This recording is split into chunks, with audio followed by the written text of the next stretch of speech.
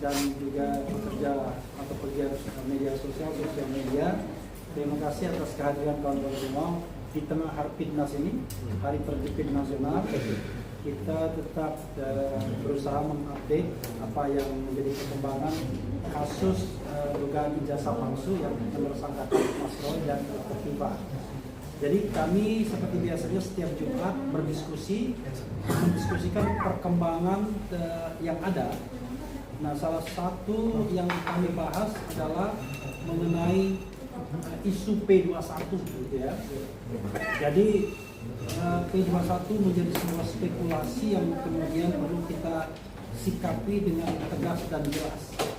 Dan ini adalah penyikapan yang dikeluarkan oleh Troya, Tifa Royce Advocate, dan ada beberapa poin yang ingin kami sampaikan. Jadi kawan-kawan semua, secara umum kami mengatakan bahwa kasus ini tidak layak ditindaklanjuti dengan P21. Karena itu kami melihat ya, dengan nalar hukum yang baik dan seluruhnya, kami melihat kasus ini sudah selayaknya dihentikan. Kenapa begitu? Ada beberapa alasannya. Pertama adalah soal lampaunya waktu. Kita ketahui sudah berapa pekan kita di sini dan bicara tentang lampaunya waktu sejak barangkali 4 atau 5 pekan terakhir. Coba bayangkan, sekarang sudah tanggal 30 Mei 2026 ya. 30 Mei 2026 dan kita masih bicara tentang lampaunya waktu. Kita tahu bahwa pertama kali kasus ini dilimpahkan ke pengadilan itu pada tanggal 13 Januari 2026 dan pada hari ke-13 sudah dikembalikan oleh penyidik atau oleh jaksa peneliti Kejaksaan Tinggi DKI, artinya pada tanggal 26 Januari. Nah, menurut ketentuan pasal 138 KUHP yang lama ayat 2 itu hanya ada waktu 14 hari untuk melengkapi berkas yang dimintakan oleh jaksa peneliti, dan penyidik seharusnya mengembalikan berkas ini pada tanggal 8 atau 9 atau 10 Februari. Dan sekarang kalau sekarang sudah tanggal 30 Mei, kita tidak tahu kapan berkas itu dilimpahkan dan diterima di Kejaksaan Tinggi karena tidak ada statement.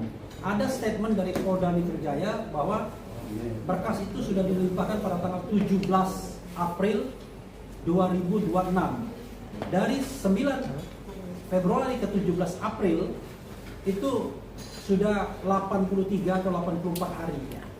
Jadi kami menganggap bahwa ya 80-an hari lah ya, dihitung persisnya nanti silakan dihitung, tapi lebih dari 80 hari, dan itu sudah menyalahi ketentuan pasal 138 ayat 2 yang memberikan waktu 14 hari.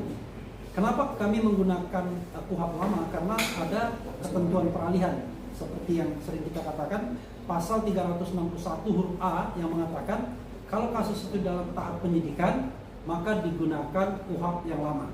Tetapi mungkin kawan-kawan akan mengatakan bagaimana kalau KUHP baru? Sama, KUHP baru juga sudah lewat waktunya. Karena KUHP baru itu back and forth-nya 14 hari, kemudian kalau sudah dilihat diteliti, dikembalikan, kemudian ada waktu 14 hari untuk memperbaiki, kemudian kalau dikembalikan lagi ada 14 hari untuk memperbaiki, dan gelar perkara khusus. Setelah gelar perkara khusus ada 14 hari bagi jaksa. Jadi kalau 14 kali 3 dan katakanlah pengadministrasiannya ya kira-kira 50 hari. Sementara kasus ini kalau hitungannya sejak tanggal 13 Januari, maka Februari, Maret, April, Mei itu sudah 4 bulan ya. Jadi Februari, Maret, April, Mei sudah 4 bulan setengah. Jadi 4,5 bulan. Udah lewat 4,5 bulan itu berapa hari? 135 hari sudah. Padahal kalaupun menggunakan KUHP yang baru paling back and forth-nya 50 hari itu harus selesai. Menggunakan KUHP yang lama hanya mengatakan perbaikan P19 itu 14 hari. Nah, ini yang kemudian kita katakan sudah lampaunya waktu. Di antara kita juga ada informasi yang kemudian berkembang bahwa ada sprindik baru katanya. Sprindik baru pada tanggal 30 Maret 2026. kawan-kawan semua, kalau seandainya sprindik baru itu atau surat perintah penyidikan yang baru itu mau dijadikan patokan, maka sprindik yang lama berarti gugur kan? Jadi ada 3 sprindik yang sudah dibuat. Sprindik tanggal 14 Juli, sprindik tanggal 15 Januari, dan sprindik tanggal 30 Maret. Kalau sprindik terakhir yang menjadi patokan, maka ada yang berpendapat, termasuk kami juga berpendapat, ya sudah, kalau mau menggunakan sprindik baru, memang waktu belum terlampaui, tetapi penersangkaan terhadap Mas Roy dan Dr. Tifa gugur, batal, karena didasarkan pada sprindik 14 Juli 2025. Karena itu tinggal pilih, kalau lampaunya waktu juga kasus ini tidak layak ditindaklanjuti, kalau menggunakan sprindik baru sebagai patokan, maka surat penetapan sebagai tersangka gugur dengan sendirinya. Itu sikap kami. Nah kemudian yang kedua yang ingin kami sampaikan juga adalah nanti diperdalam. Begini kawan-kawan sekalian, ini sering tidak dimengerti argumentasi ini, ya, bahwa yang diadukan ini adalah delik aduan. Jadi laporan Jokowi terutama adalah delik aduan, walaupun kemudian disisipi pasal-pasal yang bukan delik aduan itu soal lain, tapi core bisnisnya adalah delik aduan. Nah, delik aduan itu ketika terjadi restoratif justice, maka menghendaki adanya pencabutan laporan. Oke? Kalau pencabutan laporan itu dilakukan dan memang sudah dilakukan karena sudah ada restoratif justice terhadap Egy Sujana, Damai Harimurti dan Rismon Syarifah, maka sesungguhnya gugur secara keseluruhan kasus tersebut karena berada di LP laporan yang sama, administrasi yang sama. Ingat, yang dicabut itu laporannya, bukan orangnya, sebagaimana dikatakan Pak Hugo Seno. Nah, cuma ini yang nggak dipahami oleh pihak sana, yang mengatakan bahwa yang namanya pidana individual responsibility. Memang iya, individual responsibility, tetapi kita harus membedakan antara administrasi dan substansi. Administrasinya satu, substansinya beda-beda. Ketika administrasinya satu dan kemudian dicabut laporannya, maka tercabut semua laporan yang cuma satu itu. Paham ya? Kira-kira begitu. Bukan kira-kira begitu, begitulah. Kalau kira-kira nanti kira-kira lagi ya.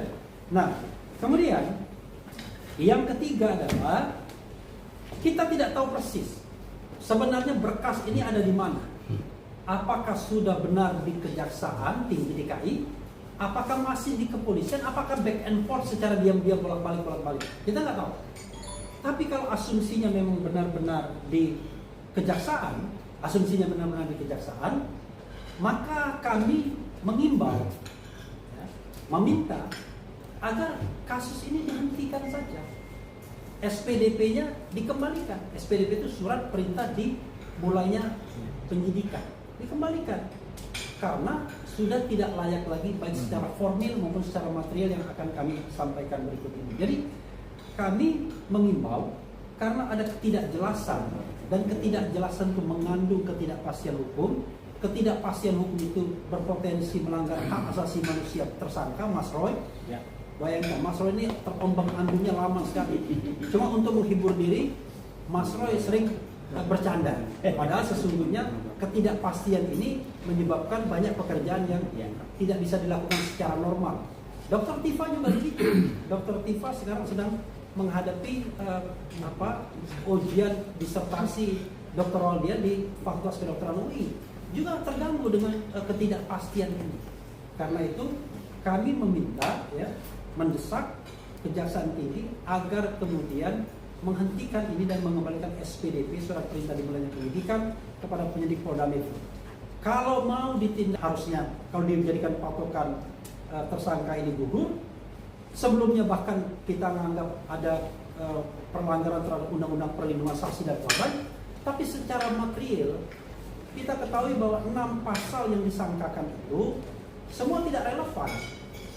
Mulai dari pasal yang terberat, pasal 35, mengedit dokumen seolah-olah yang tidak otentik menjadi otentik, itu bullshit, ya kan?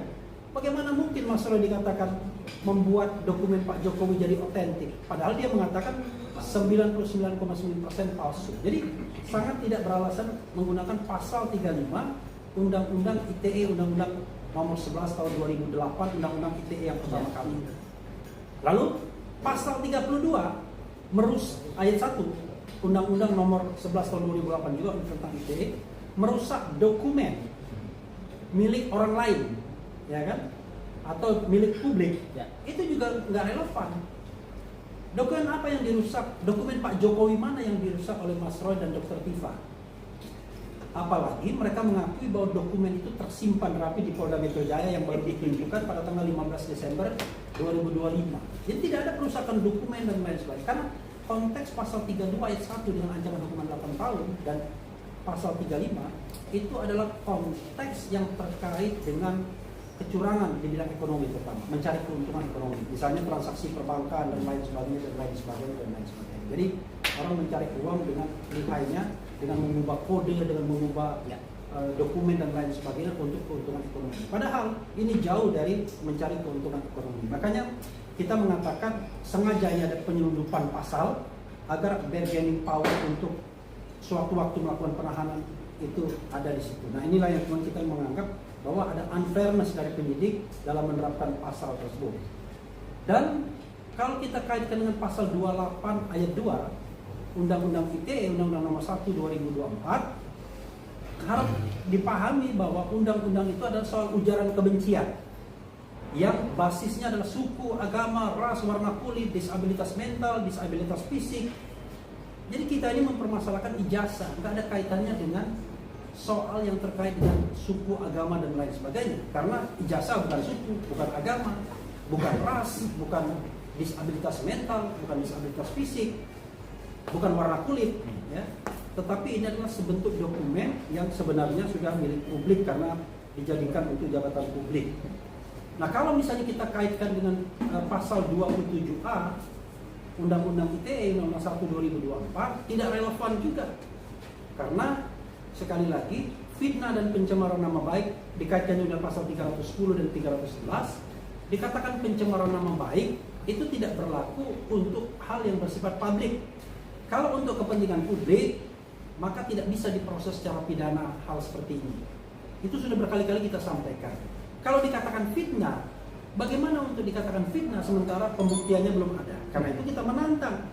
Kalau memang gentle Pak Jokowi, ayo sama-sama ada pembuktian terlebih dulu sebelum menggunakan pasal pencemaran nama baik dan fitnah terhadap ijazah ini apakah asli atau palsu. Caranya adalah tunjukkan secara transparan dokumen pada tanggal 15 Desember 2025 yang diakui sebagai dokumen asli tersebut. Nggak berani kan? Cuma ditunjukkan ketika gelar perkara khusus.